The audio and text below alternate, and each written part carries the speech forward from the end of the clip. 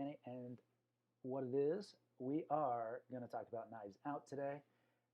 It was my first time seeing this film. I've heard, of course, a lot of great things about it. Um, some people really loved it, other people not so much, and I wanted to see what all the hoopla was about, especially since the last movie I saw of Ryan Johnson's was The Last Jedi. His other two films, his first film being Brick, which is kind of in the same vein, is kind of like a noir crime thriller, but with a really interesting twist where it's about high school students, but it's kind of set in that noir style. Very, very cool. If you haven't seen it, check it out. And then, of course, his second film, Looper, which is it's just a super high concept story. Then Last Jedi, and then you got this. And so I was very interested to see it since I think Ryan is a great filmmaker. He's a fellow USC guy like me, so I gotta love him for that reason alone. And so, in short, what did I think of Knives Out? In short, I was really entertained by it. I really liked it. Um, Operation Lone Wolf is a go. What it is, Charlie? Welcome, welcome. Have you seen Knives Out? I want to know. Um, I thought the opening scene just of this film was interesting because it's all about trinkets, showing that this guy, whoever owns this house, is a bit eccentric. Then, the housekeeper discovers the body. Just straight up right now, guys, there will probably be spoilers in this film, in this little video. So don't be disappointed by that. So I want to know if you've seen Knives Out, Charlie, and whoever else is watching. I want to know if you've seen it. So what I found interesting is that the inciting incident, which is like that incident that starts the entire film, has already started when this movie begins. He's already dead. He's just discovered, and so you can possibly call the discovery the inciting incident. So, Charlie, I've seen most of it, but not all. But it's cool. Go for it. Okay.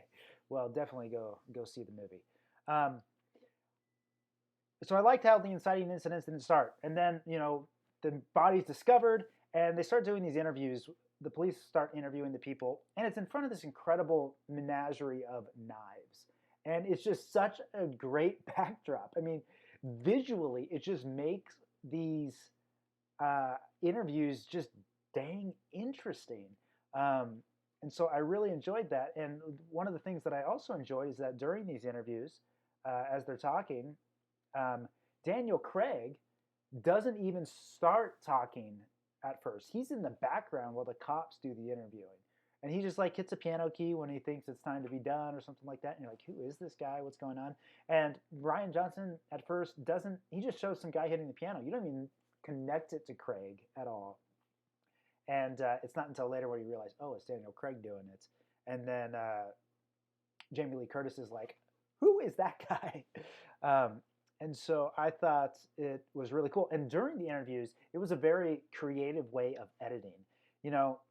It's easy to get bogged down in interviews because if the dialogue isn't just snappy and great, or if you don't have a really interesting character like the Joker interrogating, or the Batman interrogating the Joker. If you don't have something like that, it's sometimes easy to get bogged down. Dalek, what's up? Well, if we're around 20 or 30 minutes, please come on by. But I thought these interviews were really, really interesting because Daniel Craig is interviewing her, and often then when it cuts back to the person being interviewed, it's a different person now being interviewed, and it all sounds like a flowing conversation, even though the people being interviewed are different, and so you don't really know when the cut even occurred. Did it cut before the question or after the question? I don't know. I thought it was a really well edited scene, and Bob Duche is a great editor. So. There are a ton of cameos in this movie. I mean, a ton of big name actors. Of course, we have Daniel Craig, Chris Evans, Jamie Lee Curtis, Toni Collette, this homie who's from NCIS. I can't remember his name. I think he's from NCIS. Forgive me. One of those crime shows. And so, with his eyes shut. I thought it was really interesting. And it kind of threw off, one of the things that I liked about it too is that it wasn't your stereotypical crime thriller. You discover how he dies, how Christopher Plummer's character dies. Let's see here. We're at 39 minutes into the movie, and we have an hour and 20 minutes left. Minus credits. And so we find out like a third into this movie how the murder occurred, how the death occurred, and I thought that was a really interesting. I always forget to silence my telephone. Sorry. I thought it was really cool how we're not waiting to the end of the film to discover how he died and all that stuff. We know a third into the film, and so now the rest of the film is now will the method be discovered of how he died, not will a person be discovered. Now, of course, there is a twist on who killed him actually. And I was kind of, I was expecting some sort of twist because like, oh, it can't be that cut and dry. But Ryan did a good job because he made the person, I mean, really any of the suspects were sospechoso. I don't know how to say it in English. Suspectable, that's not a word. Suspicious, there we go, that's the word. And they all had motives, but it was the prick, who really turns out to be the murderer. And it's like, always in every other film, the one person who's the biggest jerk is never the murderer, ever. But in this film, he is. And I kind of appreciated how Rian Johnson turned on the head the stereotype, or the stereotype of not making the jerk the actual killer. You know what I mean? So I thought that was pretty cool. And from there, this Ana de Armas was, a really good actress, and I really enjoyed her ability to portray that kind of confused girl, but also kind of finding her strength throughout the film as well. Now, another part that I really liked is when, there's multiple mysteries going on in this film. So when Daniel Craig is hired, he receives an envelope of cash saying, basically just with the story of the murder. He has no idea who hires him to do the murder, to investigate the murder. He knows nothing. And it's just basically his clout as a private investigator that allows him to even be on the case as an advisor. And so it adds another level of intrigue. And I thought Ryan did a really good job, that it's not just who killed the guy or how he died. It's now who knew about this murder perhaps before it even occurred, or who knew enough about this murder to hire him. I mean, the question they posed in the film is, if it was a suicide, why was he hired? And so that's like his big thing. Like, it's not a freaking suicide because somebody hired me to come investigate it. Okay. That Cold Taco, what's up? So you said you saw Knives Out on Thanksgiving, that it was very interesting with twists and turns in this story. I completely agree. I thought Rian Johnson did a great job. And honestly, I think Ryan is a great filmmaker. I may not have agreed with all of his story choices in Star Wars, but I think Last Jedi is a great movie. I am not at all a person who bashes Ryan because I think he is a good filmmaker. And Charlie says that anything 007 is in, I'm down. Daniel Craig is my favorite Bond, by far. Well, maybe not by far. I love Pierce Brosnan and Sean Connery, of course. But I just love Daniel Craig. I just love the edge that he gives to the character and how he really makes him feel he's not quite as a caricature anymore. He's a great actor. And I know they're developing a sequel for Knives Out with Daniel Craig's character back in the saddle again. But going back to this, so the idea of who hired Daniel Craig because they knew it was a murder is just another mystery going on throughout this entire story. And it was additionally it made his character, Daniel Craig's character, more interesting because that told us almost from the beginning too that he's just as in the dark as everybody else. And he's just trying to piece it all together. Now we do learn at the very end that he knew that Martha's character was somehow involved because of the speckle of blood on her shoe, which we also learn about halfway through the film, but it doesn't get paid off until the very end. Okay, that Gold Taco says, say what you want about The Last Jedi, but the cinematography and some of the shots in the movie were very greatly shot. One of the few parts about it. I mean, Ryan Johnson had a lot of fantastic shots in The Last Jedi. There are so many good moments in The Last Jedi that it is absolutely, utterly unfair to say that it was the worst Star Wars ever made. And I wish people wouldn't say that, because every movie has bad parts and every movie has good parts. Um, for me, with The Last Jedi, honestly, the biggest part just I didn't care for was Luke's character, but other than that, I didn't think it was bad. Back to Knives Out. I mean, I would kill to be mentored by Ryan Johnson, because I think he's great. I think he's super talented. Um, in USC we had this class where we just watched first works of directors. So we watched Spielberg's Duel. We watched Tarantino's first film, and one of the first films that we watched was Brick, Ryan Johnson's first film, and it's a classic, just movie that you can do on a low budget. It was filmed at his high school, so he wasn't in high school. This is post USC, but it was filmed at his high school because he had connections there. It's great. I really want to film a movie in Iowa because my wife's family is from there, and her dad worked in a profession that allowed him to get to know a lot of people all around, and so he knows about a lot of places to film, and so I want to film a story in Iowa just because of it will make it easier to do a first feature.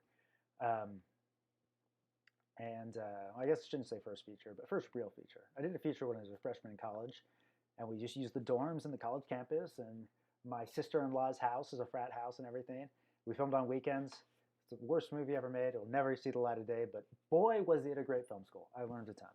Okay, but back to for Knives Out, for Brick, Ryan's first film. He filmed it at his high school, and it's a very low budget film, but you can tell how talented he is because of how quirky it is. Like, people are talking, it's a straight up modern day film, but they're talking like it's a 20s caper, 20s caper noir detective movie. And it's just, so it's literally, if they did not have that, the film would be pretty bad. It wouldn't be interesting.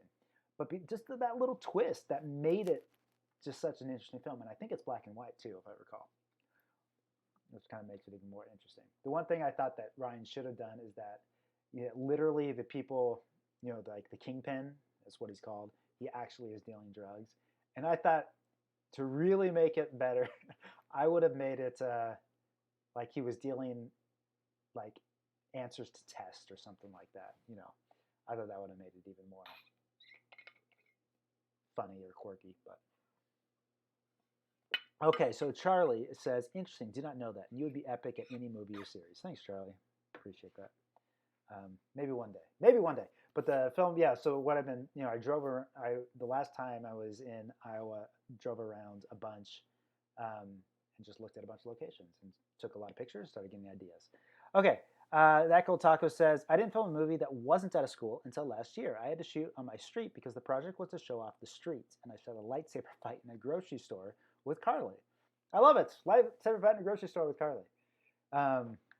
Very, very cool.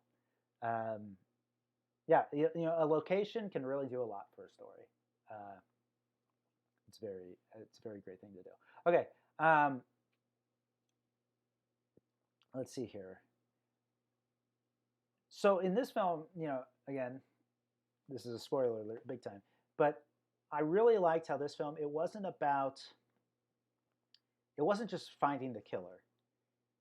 As far as we know, the entire time, it's just Marta trying to get away with the accidental death for Christopher Plummer's character, and not get caught for that.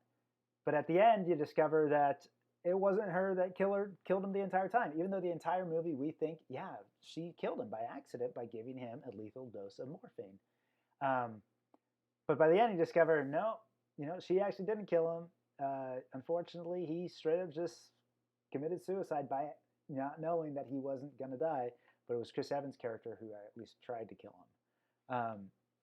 And I thought it was just such a twist on the traditional crime film, and I thought it was really great. Michael Taco, if you can think back, you mentioned that there were twists and turns. What twist or turn caught you by surprise?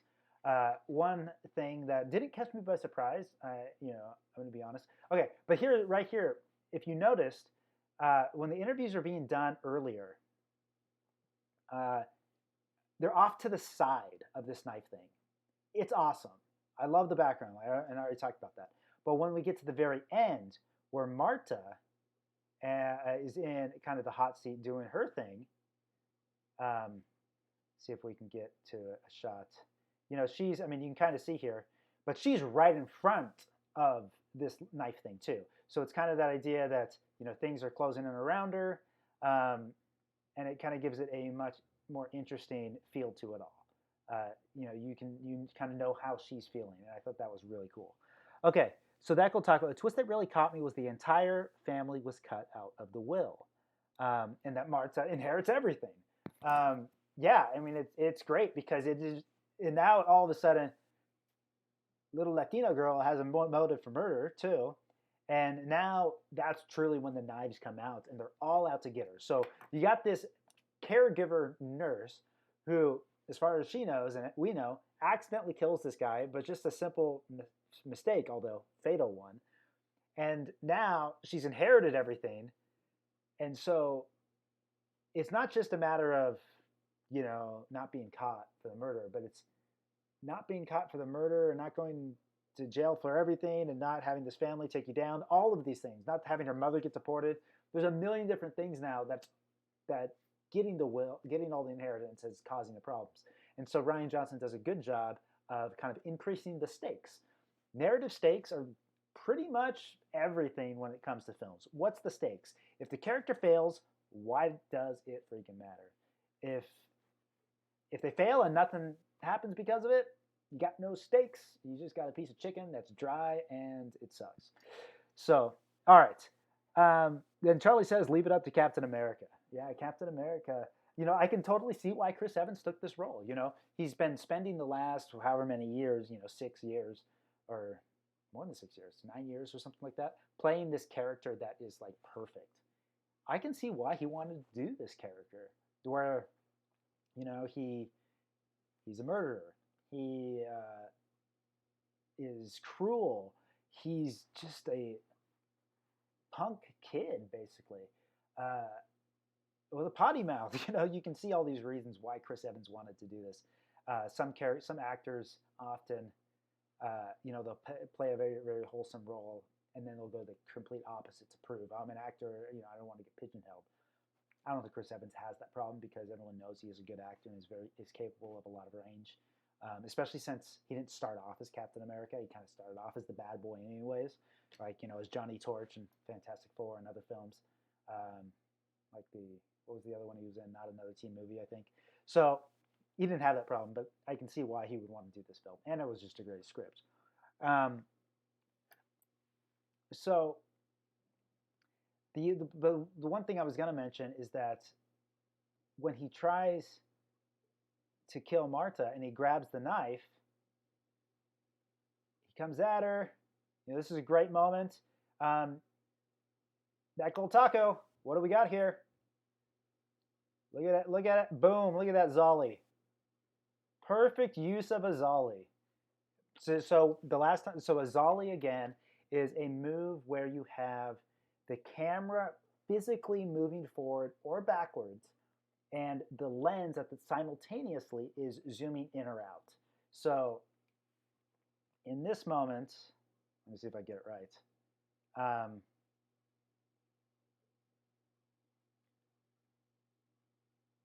It is zooming out.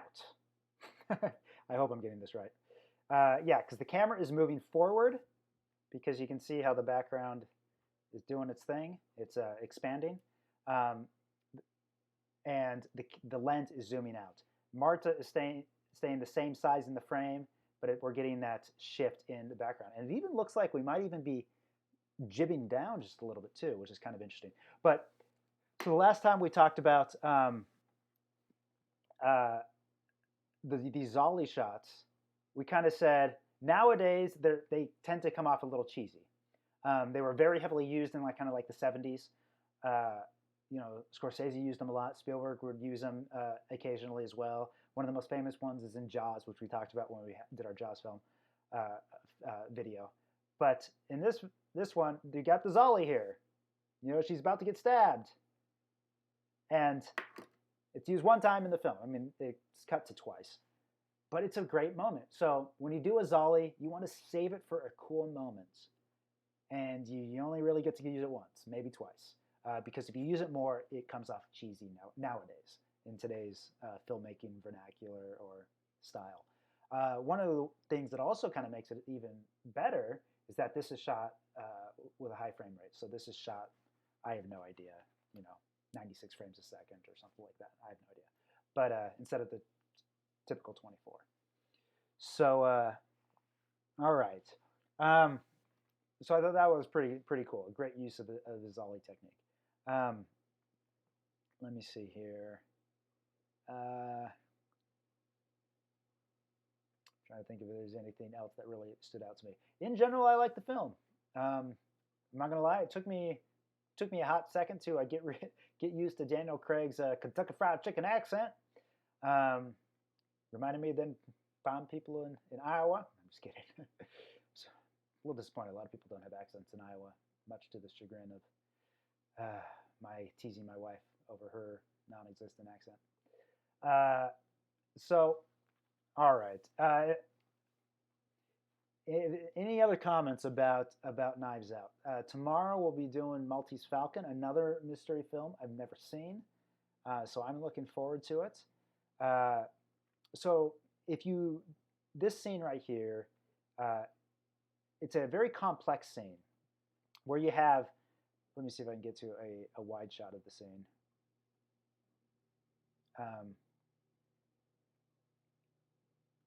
Okay, it's a very complex scene where you got, what's his name? Chris Evans, he's sitting in a chair here behind this guy. You got Michael Shannon. Daniel Craig was standing here. Ana de Armas was here. Toni Collette was over on the couch. Very complex dialogue scene. If you're interested in learning more about how Rian Johnson shot this, and look at this, there's even a light in the middle of the scene. It's a practical light. It's on the coffee table, whatever it is. Very cool. But if you're interested in learning more about how this scene was shot with all the eye lines and stuff, and Daniel Craig, and if you look at the depth in this shot, he even you got Daniel Craig. She's usually watching him because she's trying to hide her involvement in the murder. You got another cop, and then you got Christopher Plummer's character overlooking it all. Very nice way to give depth to the scene, to use that Z-axis. But Rian Johnson did a really good breakdown of this scene for Vanity Fair. Searchable on YouTube. I'd really recommend it. It's like 25 minutes. But he really goes into depth about how this scene is broken down with all the eye lines, just particularly with Chris Evans' eye lines. Because, Chris is chatting it up with, he's sitting in a chair, but he's kind of directing himself to multiple people. He's directing himself to his parents. He's directing himself to Michael Shannon. He's directing himself to Toni Collette, who's sitting opposite him on the couch. So it's an incredibly complex scene. If you've directed anything that involves more than two people, you know very quickly how difficult it is to get eye lines correct. I did do a video, if you want to check it out, particularly about shooting with three people. It's called shooting into the triangle. So if you got three people, you put the camera always shooting between two people, shooting into it rather than shooting outside of it. You can look at the video, take a look. It's one way to shoot a multiple character dialogue scene. Not the only way though. There's plenty of ways.